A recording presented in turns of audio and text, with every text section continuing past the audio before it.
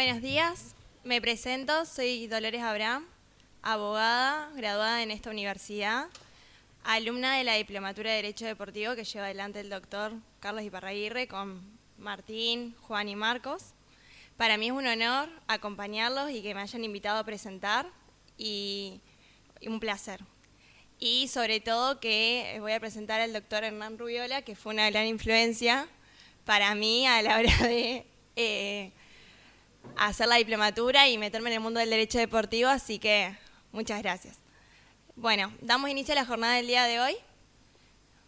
Van a estar en la mesa Noel Cruz, abogada especialista en Derecho Deportivo, egresada de la Universidad Nacional de Córdoba, con posgrado en la UBA y diplomatura en Derecho y Management en el Deporte del FIFA y CIES, fundadora de Cruz y Asociados, estudio jurídico especializado principalmente en el derecho del fútbol.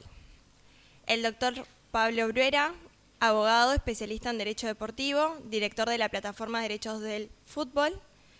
La doctora María Silvia Gómez Bausela, abogada, mediadora, con máster en Comercialización Internacional de la Universidad del País Vasco en España, profesora titular ordinaria del Derecho Comercial 1 en esta universidad, directora de Asuntos Jurídicos de la UNL y exdirectora de Inspección General de Personas Jurídicas de la provincia de Santa Fe.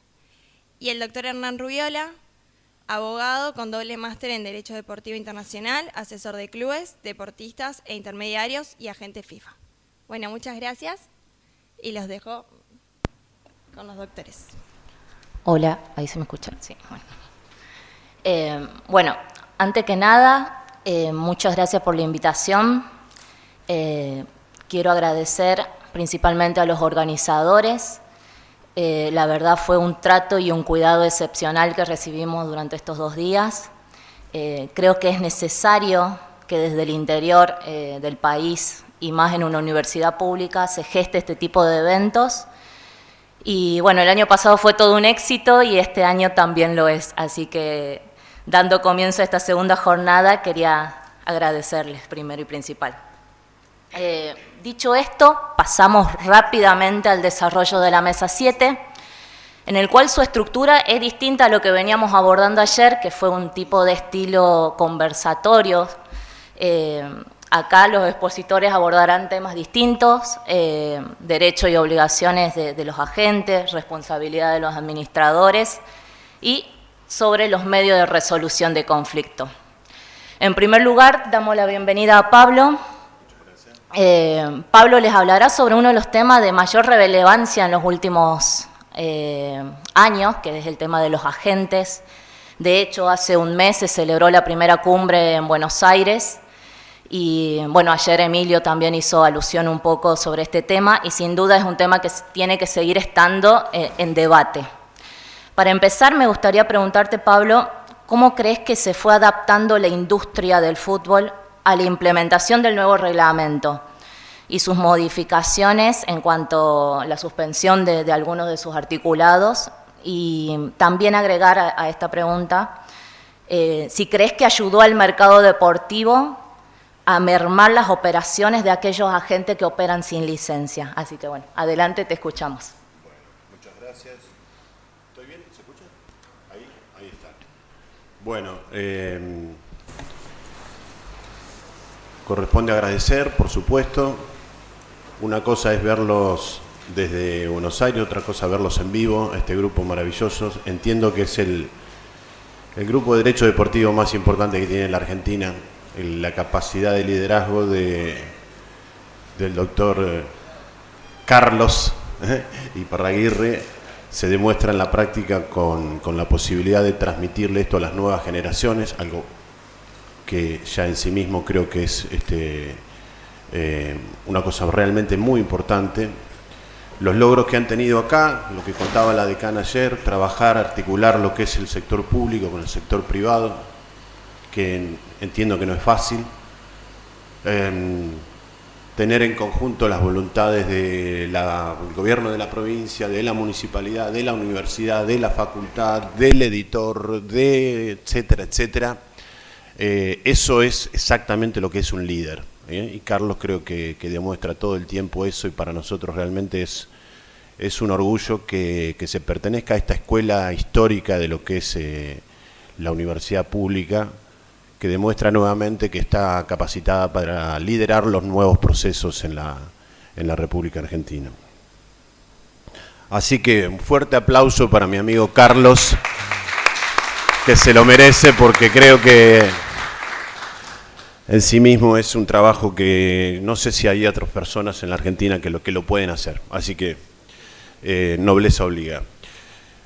Bueno, miren, acá estamos, Jarrón Chino, somos los agentes Jarrón Chino, no sabemos dónde se nos puede ubicar. Entonces, es un proceso complejo, estoy totalmente seguro que vamos por el buen camino, en el sentido de que todavía está la discusión en realidad si hace falta los agentes o no hacen falta los agentes, si los agentes tienen que estar licenciados o no tienen que estar licenciados. No la tenemos a Rosalía acá, pero si no tuviéramos una voz tremendamente disonante como la que hemos tenido en otros congresos y hemos debatido si está bien regular o está mal regular, ella tiene una posición totalmente liberal. A mi criterio, la posibilidad de que nosotros tengamos una licencia o una matrícula, naturalmente ayuda muchísimo al sistema. Tiene muchos problemas de implementación, naturalmente, porque ha sido un proceso absolutamente disruptivo. Ustedes saben, se empezó a legislar todo esto allá por el año 94 y después tuvo muchos procesos de idas y vueltas. Y en este momento, a partir de octubre del 2023, tenemos bueno, este nuevo reglamento. Nuevo reglamento que ha empezado un poco rengo, producto de que tiene algunos artículos que han sido bastante polémicos. No sé si tengo mucho tiempo, pero ahora les voy a contar un poquito. Este es el artículo que ha generado mayor cantidad de polémicas, desde el punto de vista que muchos agentes consideran de que hay como una especie de intromisión, y creo que básicamente ahí, ayer lo dijo Emilio, esto se va a resolver pronto, tratando de contestar algunas de las preguntas que hacía Noé recién, producto de que la Corte Europea va a resolver antes de fin de año, lo dijo Emilio ayer, así que entiendo de que nosotros el año que viene vamos a tener un reglamento definitivo. La FIFA siempre acata naturalmente los fallos de la Corte Europea, entonces naturalmente vamos a tener una situación definitiva. Es decir, en este momento estamos en un proceso, estamos en medio del río, hay cosas que se están cumpliendo, hay cosas que no se están cumpliendo, todavía producto de que están suspendidas, tenemos varios artículos suspendidos, básicamente daría la impresión de que la FIFA está bastante contenta con la resolución del abogado general, en función de que ha avalado prácticamente los temas estructurales de este reglamento. Y bueno, la voz del abogado general para la Corte Europea en general, si bien no es vinculante, tiene una influencia fuerte, ¿no? Así que entendemos que vamos a tener esta situación. El debate de si tenía que estar regulado o no regulado, creo que la FIFA lo ha saldado en función del hecho de que tomó el toro por las astas y decidió tener esta nueva profesión. Nosotros vamos a tener dos sistemas, vamos a tener un sistema internacional, que es el que se está implementando, y vamos a tener un sistema local. Argentina ya tiene su propio reglamento, creo que es un elemento muy interesante, y en este momento la AFA está implementando un proceso para que tengamos también una licencia local, que creo que va a ser muy útil, porque hay mucha gente que empieza a trabajar en esta profesión, puede ir por el lado local, a veces tenemos futbolistas amateur, trabajamos en ligas, no necesariamente necesitamos la licencia internacional.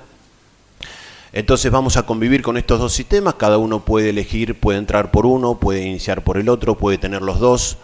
La Asociación del Fútbol Argentino acompaña, ayuda en el sentido de que se pueden regular, se pueden inscribir los contratos que tenemos entre los agentes y nuestros clientes, de tal manera que eso le da una visibilidad y una protección muy importante. Así que en ese sentido creo que vamos por el buen camino, pero todavía no podemos decir exactamente. Conclusión del Congreso de Agentes, la verdad que todavía no ha influido demasiado en la práctica. A mi entender sí va a influir y decididamente, en función de que tiene 2 o 3 perlitas este reglamento. Uno, por ejemplo, es que se sanciona al cliente que contrata a una persona que no tiene licencia. Y uno decía, pero ¿la FIFA va a tener esa capacidad? Miren, la cantidad de gente que se quiso presentar al examen tiene que pasar, bueno, este es el proceso, ¿no? Este es el proceso para aquel que quiera rendir el examen y tener su licencia FIFA.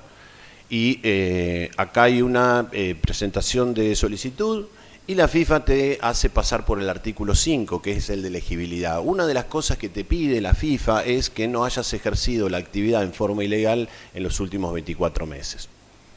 Y uno dice, ¿cómo hace la FIFA para darse cuenta? Bueno, se ha dado cuenta. Hay un montón de gente que no la han dejado rendir el examen, producto de que, entiendo yo, son las redes sociales, el pez por la boca muere.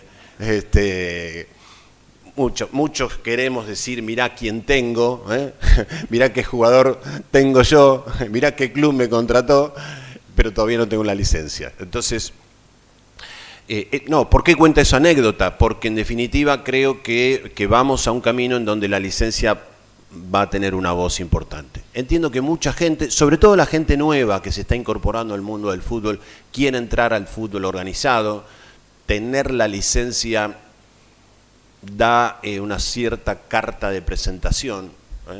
Es cierto que los agentes que tienen más años, más avesados, todavía no le han dado demasiada importancia. La conclusión era, en el congreso ese de agente, era básicamente, para nosotros todavía no ha cambiado nada, pero creo que eso lentamente va a ir cambiando. Aquellos que no sé si hay acá alguien que se va a presentar al examen, pero este es básicamente el esquema. El esquema va a ser nuevamente, aparentemente, pero casi confirmado, nuevamente en un examen online con un sistema tecnológico en el que vos tenés acá un controlador para que no te copies en el examen, te está mirando todo el tiempo, mirás si no tenés un tipo abajo, todo así, para que no haya ningún tipo de copia. Y después tenés en la pantalla también una aplicación por la cual vos rendís el examen. Tuvo algunas dificultades el sistema, entiendo que ahora va a ser corregida. Aparentemente también el examen va a ser en junio y la inscripción en marzo. En este momento hay aproximadamente 10.000 licencias que ha otorgado la FIFA a nivel mundial y bueno, y el sistema va trabajando en ese sentido. Les decía, tenemos algún tipo de particularidad de este nuevo reglamento que son, por ejemplo, los otros servicios. Es decir, la FIFA ha reglamentado, ha regulado la actividad en lo que es la actividad propia de la gente. Ya sabemos más o menos de qué trabaja un agente, tratarle de conseguir un empleo, un club a su futbolista, asesorar al club que quiere comprar, que quiere vender, etcétera. Pero aquellos que trabajan, por ejemplo, la logística del futbolista, llevamos un futbolista a Arabia, lo acompañamos, bajamos del avión, le alquilamos la casa, el auto, etcétera, etcétera. Todo eso está figurado como otro tipo de servicios y si nosotros probamos como agentes que tenemos 2 regulaciones y 2 contratos distintos, podemos cobrar 2 tipos de honorarios. Es decir, al límite claro y manifiesto que a nosotros nos parece bastante bajo del límite de honorarios que ha puesto la FIFA, la salida clara es esta, ¿no? Es tener un contrato también de otro tipo de servicios y en general, por lo menos las nuevas regulaciones, ha sido trabajar de esta manera.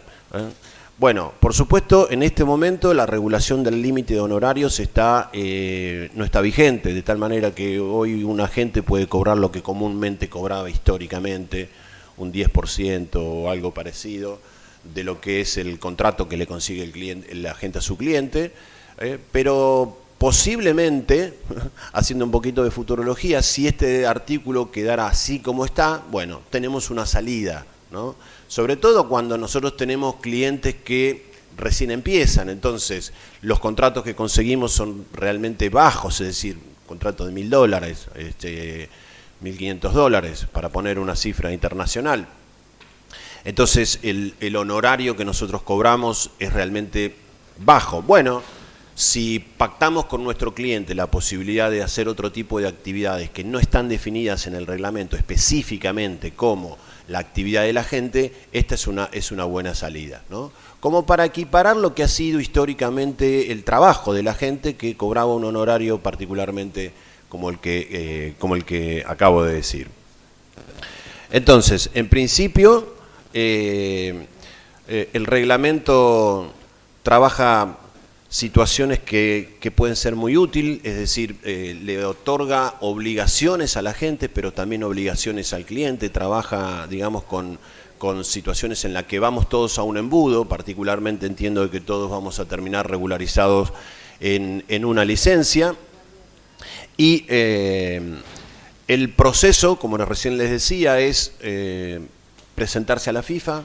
La FIFA te pasa este escáner, básicamente el que recién decía, hay que aprobar el examen, y uno de los elementos que podemos decir como una virtud que creo que nadie discute es que se han bajado los costos en forma tremenda. Es decir, hoy podemos trabajar de agentes sin prácticamente tener ningún tipo de inversión.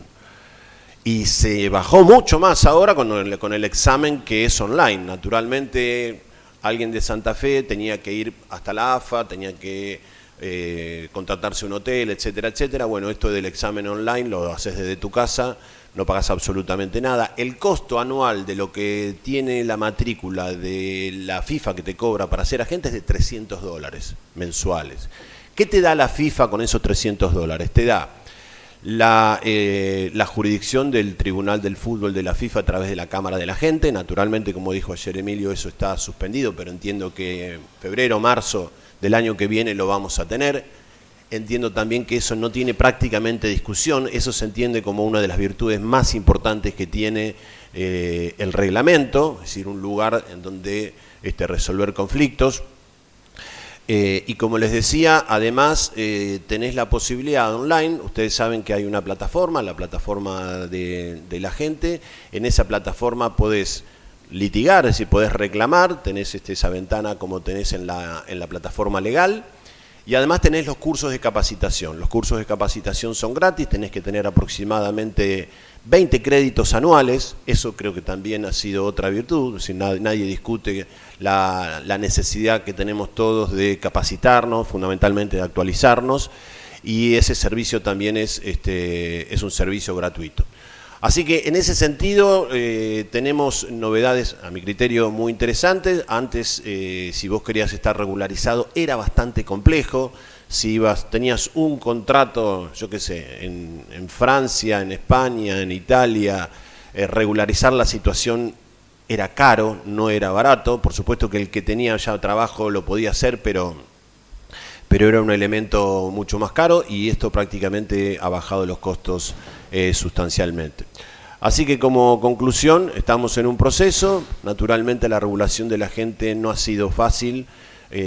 Bueno, la FIFA ha tomado esta decisión y creo que vamos en el camino correcto, más allá de que algunos puntos todavía no los tenemos claros porque no sabemos exactamente qué va a decidir la Corte Europea.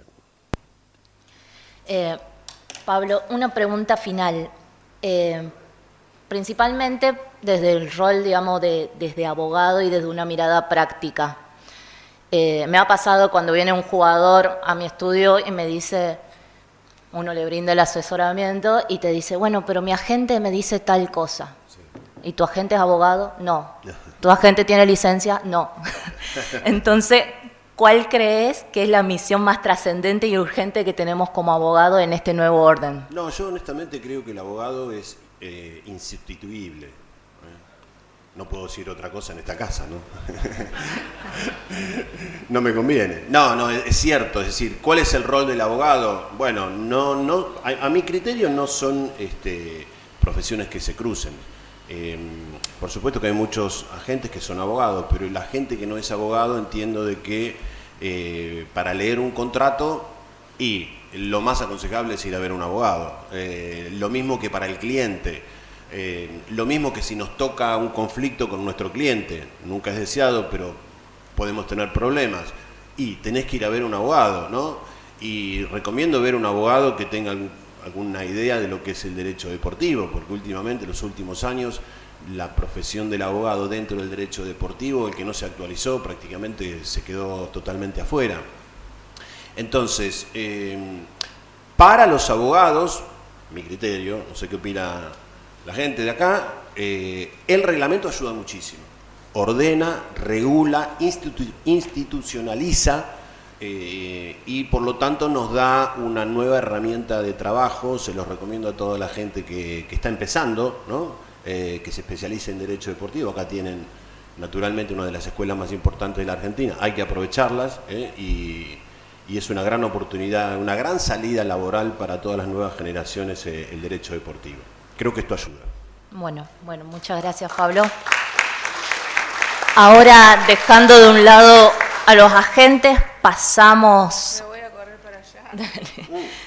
Pasamos a otra de las partes del ecosistema del fútbol, que son los dirigentes.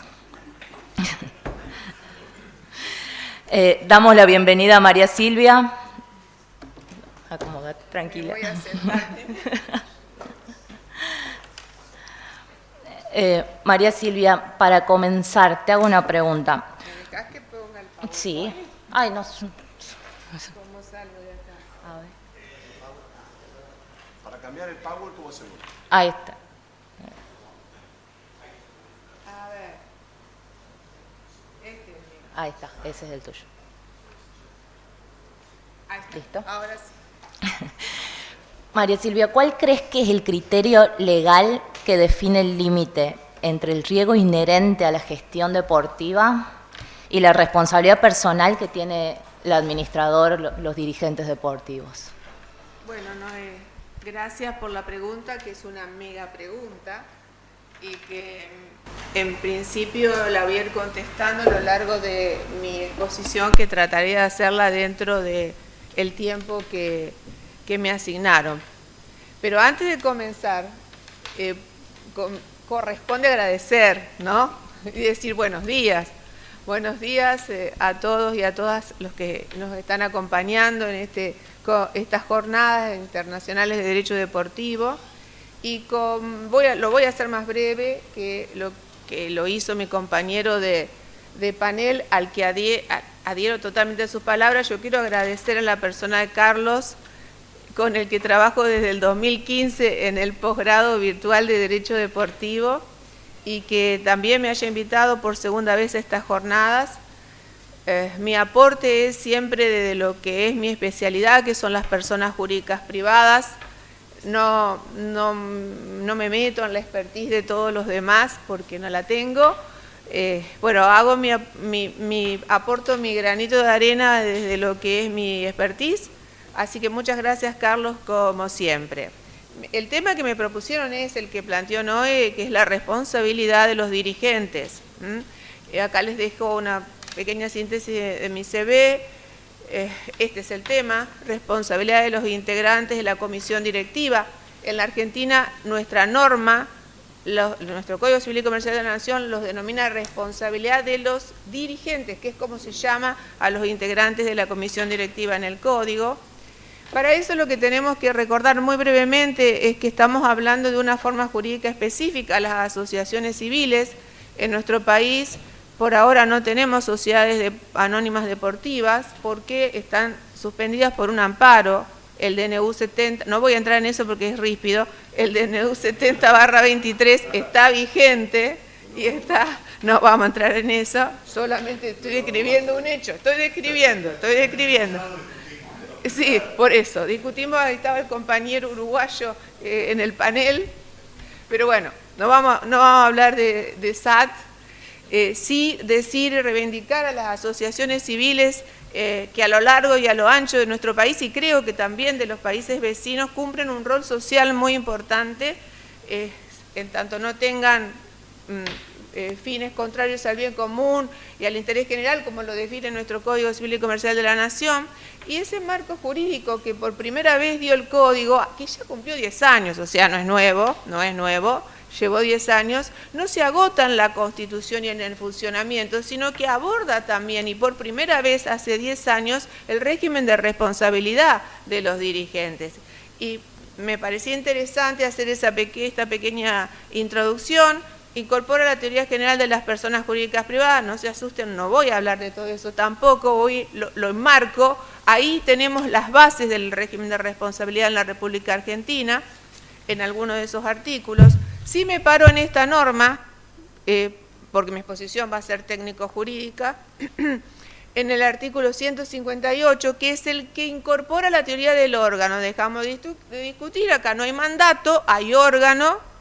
Claramente es un deber. El 158 dice, deben las personas jurídicas privadas estructurar en sus estatutos un órgano de administración y representación de gobierno, la Asamblea, y si corresponde un órgano de fiscalización interna.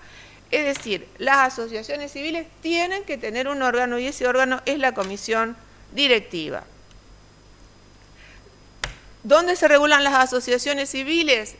En el capítulo 2, sección primera, 17 artículos nada más, pero el anterior régimen, el de Vélez, no tenía nada, 4 artículos, o sea que un avance hubo. Del 168 al 186, y aparte de estas normas que sí tenemos reguladas, yo puse en el último punto del slide, reivindiquemos la autonomía de la voluntad a los operadores jurídicos que redactan estatutos. Piensen en el estatuto que están redactando a la medida de esta persona jurídica que están acompañando desde lo jurídico, porque la autonomía de la voluntad está permitida. Y los estatutos modelos son el piso. Por sobre eso, en tanto lícito, se pueden agregar una serie de cláusulas. Bueno, esto ya lo dije, tienen que ser favorables al interés general y al bien común, pueden tener fin de lucro, otra discusión saldada, con Carlos hemos discutido ese tema un montón, pueden tener fin de lucro en tanto no sea el lucro la actividad principal, expresamente lo establece nuestro código, se requiere autorización estatal para funcionar, los integrantes de la comisión directiva deben ser asociados, no así los integrantes de la revisora de cuentas. Así que bueno, esto me va llevando gradualmente, no pueden ser restringidos. Yo esta presentación la dejo a los derechos de los asociados. Hay un mini procedimiento que tiene que ver también con la responsabilidad, pero en el cual no voy a analizar, en el 176, sobre qué pasa cuando un integrante de la comisión directiva renuncia y qué causales de responsabilidad puede generar la renuncia intempestiva. ¿Qué debe pasar? No me meto en ese tema o no voy a entrar en ese tema. Ahí tienen un pantallazo de qué regula la normativa argentina en términos de asociaciones civiles. Esos son los 17 artículos. Y ojo, el 186, a tenerlo en cuenta, dice que en todo lo que no está previsto en esto, nos vamos a la ley de sociedades. Y ahí sí hay un régimen de responsabilidad arduo, que es el de los directorios de las sociedades por acciones. Vamos a la comisión directiva. 171. La comisión directiva debe estar integrada por asociados. Tiene un piso. Presidente, secretario y tesorero. El resto son vocales. El piso. Ese es el número mínimo. Puede haber más. Siempre asociado. Juega la autonomía de la voluntad, la primera integración al constituirse. Pero ¿qué debo pactar? Periodicidad de las reuniones. Todos los meses es mucho. Pongamos como en las SA. Una vez cada 3 meses y toda vez que sea necesario, porque si yo pongo todos los meses las tengo que cumplir. Con un régimen de mayorías puede haber modificación por autonomía de la voluntad y destaco el último punto, que lo hemos también hablado muchas veces con Carlos y con Juan, la importancia de cómo están redactadas las actas. Las actas son un instrumento necesario para generar responsabilidad y para el deslinde de la responsabilidad de los directivos, de los dirigentes en su caso. No son una mera formalidad. Voy ya ahora a entrar al régimen de responsabilidad. El régimen de responsabilidad de los dirigentes es complejo, pero no imposible de ser analizado. Tengo que articular lo que establece el Código Civil y Comercial de la Nación, en términos de responsabilidad civil, más la Ley General de Sociedades. Amalgamar esos dos sistemas genera el régimen completo de responsabilidad de los dirigentes. ¿Qué normas tengo que tener en cuenta? El 1708, que establece 2 funciones de la responsabilidad, la función preventiva y la resarcitoria. Entonces, ¿Qué tiene que ver un dirigente? Que no solo va a responder por el daño causado, sino también por no haber tenido un obrar diligente, que es lo que establece la función preventiva. El deber de diligencia, de lealtad, de proactividad, de tener una conducta adecuada, de acuerdo a las circunstancias, para evitar el daño, que es tan importante como la resarcitoria, porque las dos son funciones esenciales del mecanismo de responsabilidad civil en la República Argentina. 1710 abona al primer punto, que es la responsabilidad preventiva. Prevención del daño, es esto que les decía, el adoptar una actividad, una conducta proactiva para evitar el daño. Tengo que tratar de evitarlo y en su caso disminuir el alcance del daño ya producido.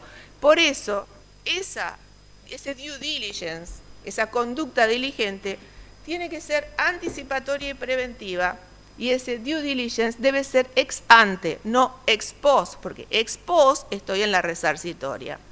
Y para eso, entiendo, estoy convencida, que se requiere el asesoramiento de los abogados, el asesoramiento experto. Bueno, para que se produzca la responsabilidad tiene que darse la concurrencia de 3 elementos, además del factor de atribución que es el dolo y la culpa, ¿no?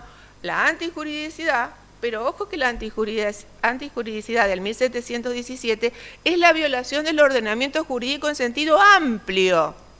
En sentido amplio implica violación de la ley, el estatuto, los reglamentos, los decretos, no solamente la ley más importante de fondo. El daño es el segundo elemento, que es el menoscabo, el quebranto. Yo traté de ser sintética, el deterioro sufrido, pero no solo por la asociación civil, sino por los miembros y por los terceros, por acción u omisión. Y el tercer elemento es la relación de causalidad, que es el nexo entre la acción o la omisión y el daño efectivamente causado por él o los dirigentes. Y ahora vamos a ver qué dice. ¿Se acuerdan que les mostré un slide que decía teoría general de las personas jurídicas privadas? Bueno, ahí le dije, no se asusten, no vamos a ver todos estos artículos. Sí vamos a ver el 160. El 160 del Código Civil y Comercial de la Nación establece la pauta general de responsabilidad para los administradores de todas las personas jurídicas privadas, incluyendo las asociaciones civiles, pero también incluyendo las sociedades, por si hubiera SAT, lo digo, ¿no? También incluyendo las sociedades. Los administradores responden ilimitada y solidariamente frente a la persona jurídica, sus miembros o los terceros por los daños causados en ejercicio de sus funciones por acción u omisión. Bueno, estándar alto de responsabilidad. El 159 pone una pauta moral, que es el deber de lealtad y diligencia. O sea, primero tengo que actuar con lealtad y diligencia, porque si no voy a caer en el 160. Pero también marca otra cuestión de responsabilidad que está en la teoría general, no cuando se regula asociaciones civiles. El deber de informar la existencia de conflicto de intereses. ¿Cómo informo? Dejando constancia expresa en un acta de comisión directiva o, por ejemplo, también en una asamblea. Pero la constancia tiene que ser expresa. Existe este conflicto de intereses y yo me debo apartar como dirigente de la toma de decisiones, porque el código dice deber de informar y abstenerse de intervenir en la operación o en la cuestión de que se trate. ¿Por qué estoy poniendo sobre la mesa todo esto? Porque los operadores jurídicos que trabajan con los clubes tienen que ser lo suficientemente hábiles para que haya un deslinde de responsabilidad de la comisión directiva y se asesoran a un integrante de la comisión directiva para que todo esto se vaya preconstituyendo en pruebas, en actas en las que específicamente todo esto quede registrado. Vuelvo al 186, yo se los puse en un slide con la foto de la ley de sociedades. El 186 remite en todo lo que no esté regulado a la ley general de sociedades. Y ahí me voy al 59. Que vuelve a reforzar el estándar, porque la Ley General de Sociedades en el 59 dice que los administradores deben actuar con la lealtad y diligencia de un buen hombre de negocios, cuando se reformó se perdieron la oportunidad de incorporar de un hombre y una mujer de negocio, porque realmente quedó un poco patriarcal en el 59. Bueno, ante el incumplimiento, responsabilidad ilimitada y solidaria. Tengan en cuenta que la comisión directiva funciona como un colegio. Es un colegio, es un cuerpo colegiado y el actuar colegiado implica la solidaridad de la responsabilidad. Y esa solidaridad e ilimitación es patrimonial y directa. Por eso yo creo que los dirigentes, sin ánimo de asustar a nadie, deben asumir qué responsabilidades están potencialmente adquiriendo al aceptar los cargos. Pero bueno, la buena noticia es que la responsabilidad se puede extinguir. Y acá, nuevamente, con esto de la comercialización del derecho privado, ustedes saben que en la teoría general se copió la ley de sociedades, ¿no? Prácticamente. Replicando un artículo de la ley, el 177 establece cómo se puede extinguir la responsabilidad. Las tres formas de extinción de la responsabilidad de los dirigentes es por la aprobación de la gestión, renuncia y transacción, pero siempre resueltas en una asamblea. Punto a tener en cuenta: la responsabilidad no se extingue si la infracción es a normas imperativas, que es lo que en general la doctrina y la jurisprudencia entiende como normas de orden público. Y estoy hablando no solo de normas deportivas, sino de todo el ordenamiento jurídico. Y tampoco se extingue si en la asamblea hubo una oposición expresa y fundada, por eso la importancia de que lo tengo que dejar asentado en las actas, de esa oposición, y si esa oposición implica el 10% del total del padrón habilitado a votar. Con lo cual, ¿qué es importante? Tener un padrón claro, no susceptible de ser impugnado, un padrón prístino, y tener un adecuado control del registro de asistencia a las asambleas, de saber cuánta gente, cuántas personas, cuántos asociados están presentes en la asamblea. Ya para ir terminando, les dejo una secuencia de artículos que establecen, a mi modo de ver, una síntesis del régimen de responsabilidad de los dirigentes. Parto del 160, del cual ya hablé, norma general de responsabilidad de todas las personas jurídicas privadas, pero la secuencia sería 160, 177, la extinción, que sí está en la parte de responsabilidad de las asociaciones civiles, 186, la remisión a la Ley General de Sociedades.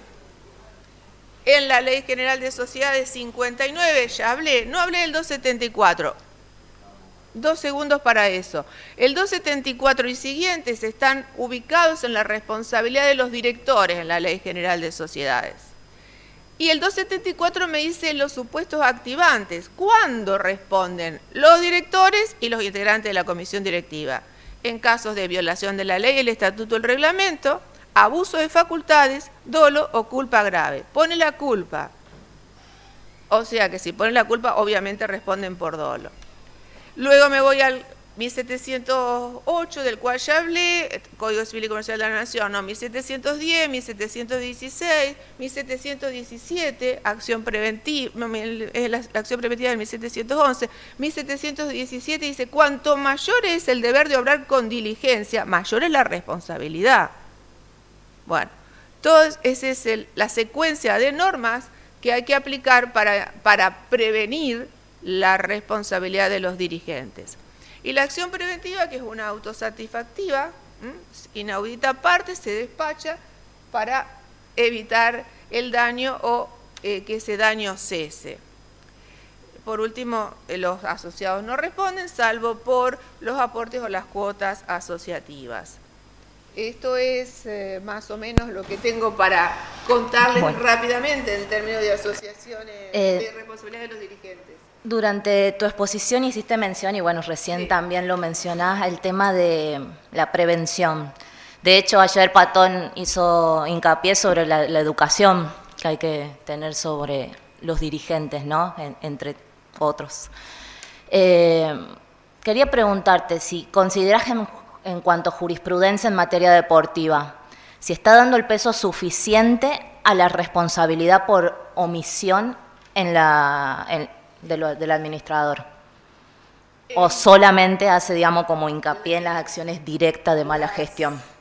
Sí, hay poca jurisprudencia, vamos a empezar porque hay poca. Pero la que yo he visto, que es muy poca, va a no la omisión, sino la acción. Me parece que es una cuestión de que los operadores jurídicos que asesoren a los clubes o a las comisiones directivas tiene que ser gente experta.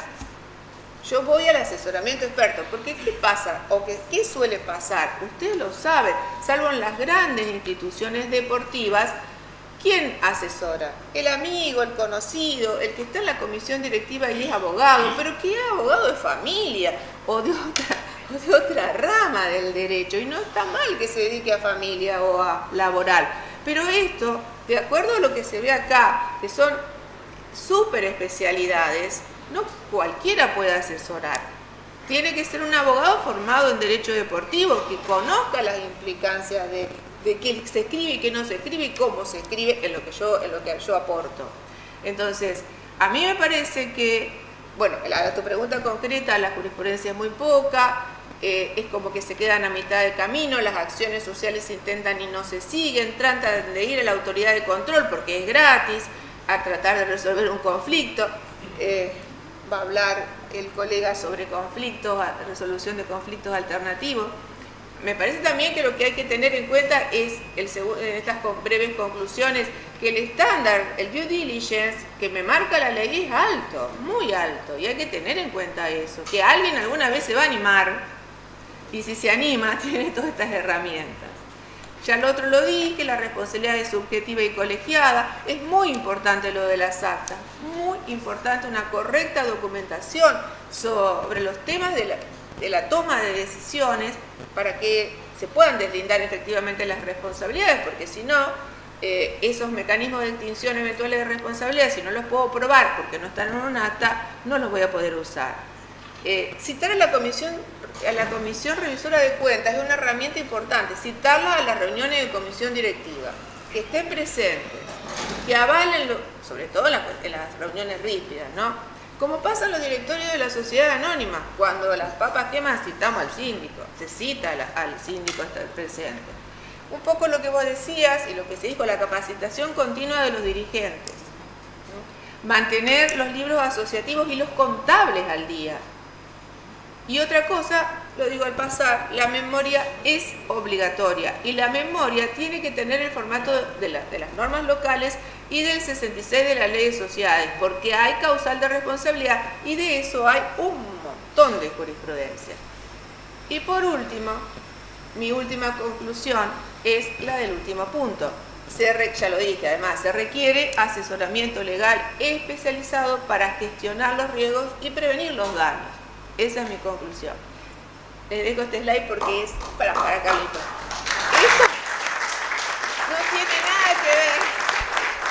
Esto no tiene nada que ver con el tema, pero para los que son de Santa Fe, recuerden que desde hace menos de un mes, la autoridad de control en nuestra jurisdicción está en cabeza del registro de personas jurídicas, empresas y contratos, o sea, la IGPJ no existe más y todos los trámites se hacen en sede administrativa. Lo quería decir porque es una cuestión práctica. Muchas gracias.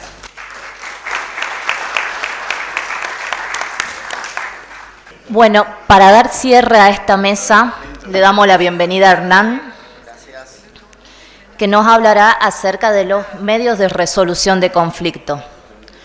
Creo que todo lo que estamos presentes, aun cuando acudimos todavía a la justicia ordinaria, todavía sentimos que es la sensación de tirar una moneda al aire.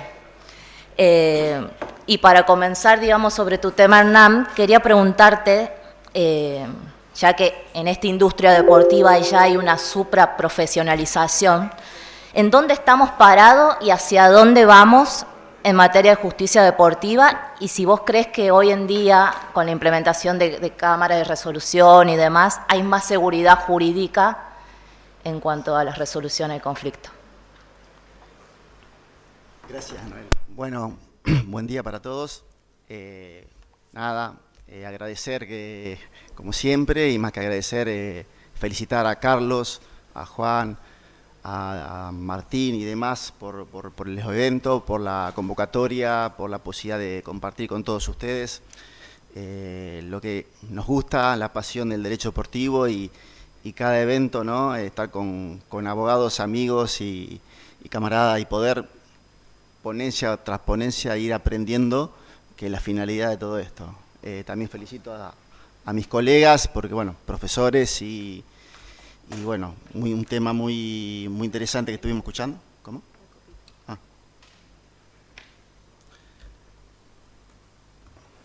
Bien. Así que, bueno, gracias.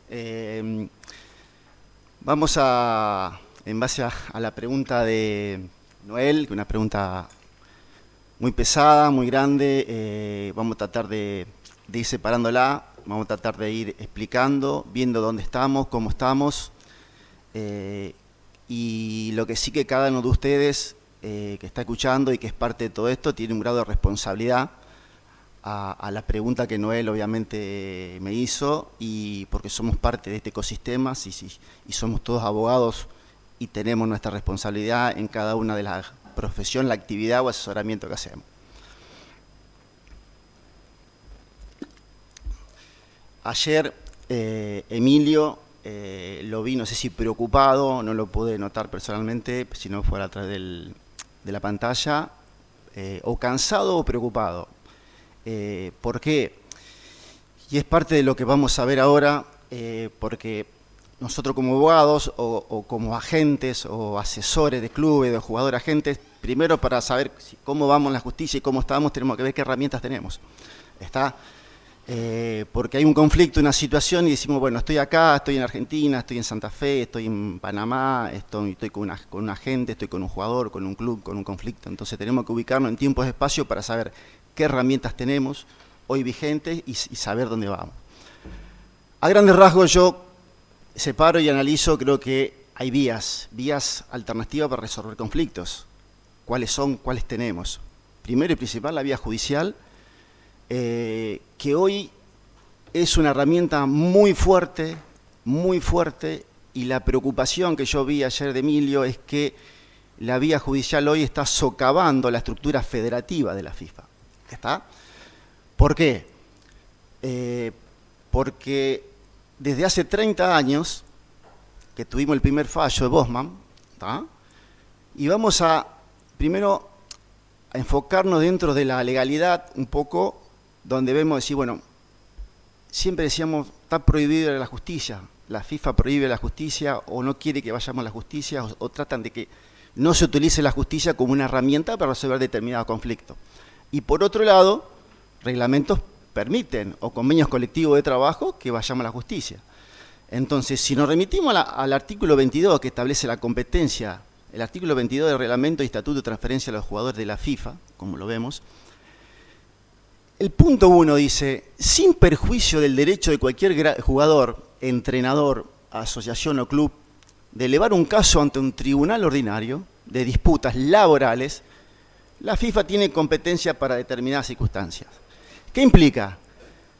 Que en el artículo 1 mismo dice, sin perjuicio, no dice, está prohibido o fomenta para ir a la justicia, así que da la posibilidad de ir a la justicia. Entonces, ya se admite la posibilidad que ahora cada día estás de mejor manera a través de los reglamentos y estatutos, locales o internacionales. Ahora, empecemos. Hace 30 años, en el 1995, no vamos a hablar de los casos porque ya no hay tiempo y ya no es el tema y ya lo sabemos. El caso Bosman, en el 95, ¿qué pasó?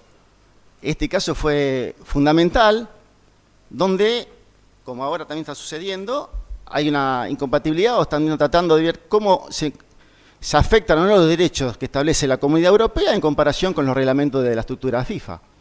En el 95, Bosman, a través de este caso, modificó la estructura de la FIFA, del reglamento de estatuto de transferencia de jugadores, y de ahí en más, bueno, en cada modificación, en cada fallo hay modificaciones. Bien, seguimos con acciones judiciales. Habló Pablo del reglamento de agentes de FIFA, Sabemos que en 2023 se estableció el reglamento de agentes de FIFA y la FIFA lo ha establecido. ¿Qué pasó con ese reglamento? Hoy en día la mayoría de los artículos están suspendidos. ¿Y por qué están suspendidos? Porque ya sea en forma individual, agentes o a través de agrupaciones y asociaciones de agentes, han iniciado acciones judiciales en el mundo, en diferentes partes del mundo. ¿Para qué? Para impugnar ese reglamento. Algunos de los casos comunes y notorios que tenemos en Alemania, ¿no es cierto?, que una cautelar suspendió lo que es la aplicación de los límites de porcentaje de lo que está ese reglamento.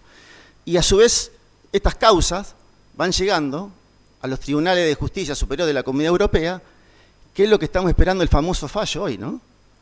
Ahora, después de 2 años estamos esperando un fallo para ver cómo se prosigue.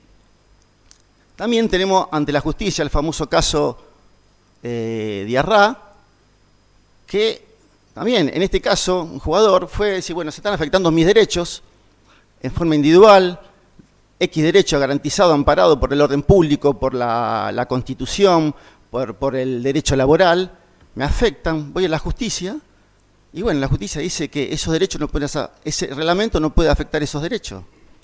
Y hoy tenemos el caso de Diarra, que está implicando. Ayer, Emilio, estamos viendo de la manera o la forma, grupo de interés, se trabaja, vemos cómo modificamos, vemos qué alternativas tenemos y cómo lo resolvemos. Y acá hay un punto de cuestión que es el análisis. Ahora bien, Pablo habló del reglamento de agentes FIFA. Acá tenemos la modificación del reglamento del artículo 17 del reglamento de estatuto de transferencia a jugadores de la FIFA por el caso de Diarra. Pero ¿cuánto tiempo tenemos que esperar para modificar un reglamento? ¿Está? Hoy el tema del reglamento de agentes está suspendido. Viene un cliente y me dice, como le dice a todos ustedes, ¿el porcentaje qué le pongo? Yo vengo cobrando el 10, vengo cobrando el 12, el 15, ¿cómo voy a poner el 3 en el contrato? Pero el contrato no está suspendido. Entonces hace 2 años que estamos deambulando con poner el 3, poner el 5, poner el 8, poner el 20, total después vemos que si lo cuestionan. Entonces, ¿qué implica a veces? Estas decisiones judiciales nos están socavando la estructura, federativa de la FIFA y no estamos actuando, por lo menos en forma inmediata, para evitar toda esta, el derecho gris, ¿no? Que ni blanco ni negro, entonces derecho gris. Entonces, para ver si vamos bien sobre la justicia tenemos que tener base sólida. Hoy las bases sólidas están siendo socavadas por la justicia ordinaria. ¿Está?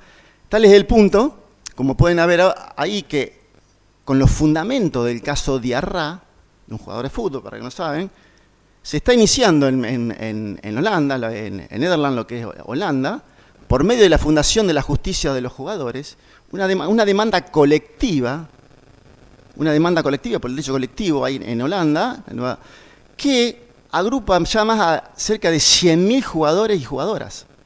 Entonces se está armando una demanda de 100.000 personas a través del derecho colectivo contra el reglamento de FIFA, porque medianamente dice, en base al caso de Diarra, a mí me está afectando una pérdida económica porque esos derechos que se me privaron por ese caso, de aproximadamente el 8% de mi contrato de trabajo. Entonces vamos todos juntos a iniciar una demanda colectiva contra la FIFA. ¿Para qué? ¿Por qué? Porque tenemos que tener el mismo derecho que nos afecta que Diarra. Independientemente de que obviamente que cada uno que es un proceso judicial, si obtiene una sentencia, esa sentencia se beneficia solamente la persona que inició ese trámite, ¿no? Entonces, ¿qué es lo que pasa? Y a confesión de prueba, Emilio ayer dice, ante la pregunta acá de los colegas, decía, el caso de Diarra, el artículo 17, llamamos grupo de interés, y terminó diciendo, bueno, el que quiere la justicia que vaya, nosotros vamos a tener los reglamentos, vamos a hacer un grupo de interés, el reglamento va a ser X, y el que quiera se someta a la competencia de los tribunales de la FIFA bajo el reglamento que establece la FIFA.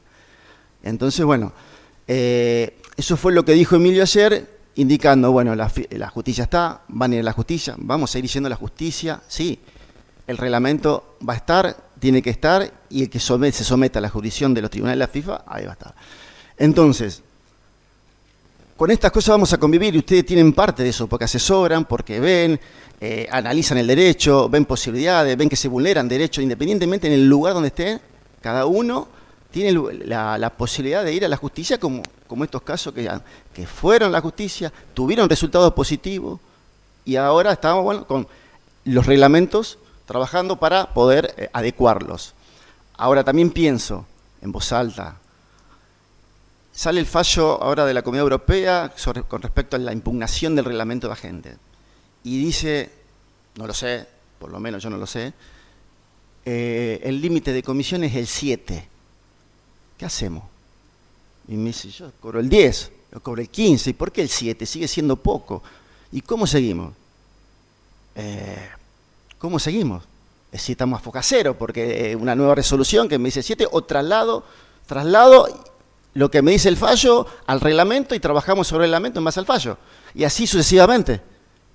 Y mientras tanto tenemos una zona gris de 2 años que no sabemos, nosotros con nuestro cliente, con otra gente, ¿qué hacemos? Ahí ponemos 5 años de plazo, ponemos la jurisdicción del tribunal ordinario, ponemos la cámara, ponemos el 20%, total, a lo mejor cuando salga el nuevo reglamento, pasaron los 2 años, vos ya cobraste y ya ni tenés más de jugador. Entonces, la situación está, convivimos ahora con la justicia ordinaria, lo que sí me parece, hay que estar rápido, ducho, resolver, y parte de eso la tenemos la responsabilidad todo lo que estamos acá. ¿Ah? Todo porque cada uno tiene su granito de arena para aportar. Como vemos a grandes rasgos en la Argentina, la justicia a nivel deportivo siempre estuvo, y acá tenemos casos puntuales.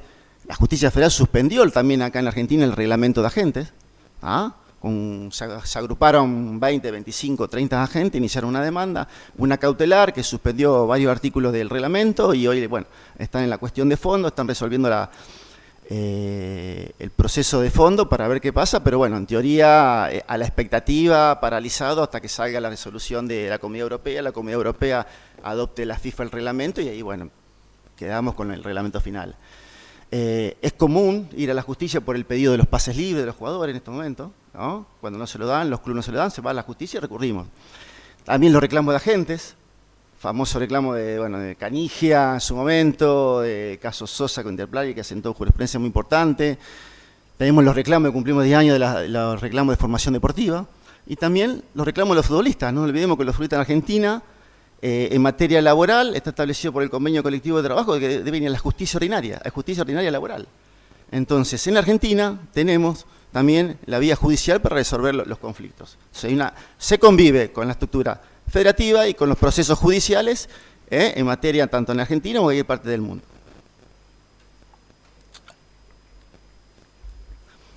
Ahora bien, vamos a hablar de otro medio, otra alternativa de resolver los conflictos, como son el arbitraje deportivo, que tenemos, bueno, ya lo saben, el Tribunal Superior de Deporte, el TAS, que se puede ir en grado de apelación o a través de un proceso ordinario o por un acuerdo de una cláusula establecida. Y en FIFA tenemos para resolver los conflictos, obviamente, el Tribunal de Fútbol, nosotros con sus cámaras correspondientes, dentro de las competencias que tiene cada uno y obviamente fundamental el elemento de internacionalidad que tiene para ir a la FIFA en estas cámaras, para la competencia de estas cámaras. Ahora, acá hay algo importante que ha sucedido y bueno, ha hecho un cambio y voy a comentar cuestiones por causas propias. Yo soy abogado litigante, era posible, y el tema de las cámaras nacionales se regulaban por la circular 1010 del año 2005 y su reglamento estándar, que decía, la circular te decía todas las cámaras, imparcialidad, independencia y el tema de la representación equitativa entre empleador y empleadores, para que sea justo y equitativo, pautas básicas y fundamentales de las cámaras, y establecía en el 2007 un reglamento estándar que debe cumplirse todas estas pautas procesales y tal. Entonces, ¿qué sucedía? Entonces, yo tuve procesos, por ejemplo, en la Cámara, proceso laboral, porque se puede iniciar un proceso laboral en las cámaras de Bolivia, Paraguay, que son cámaras activas que tramitan procesos laborales.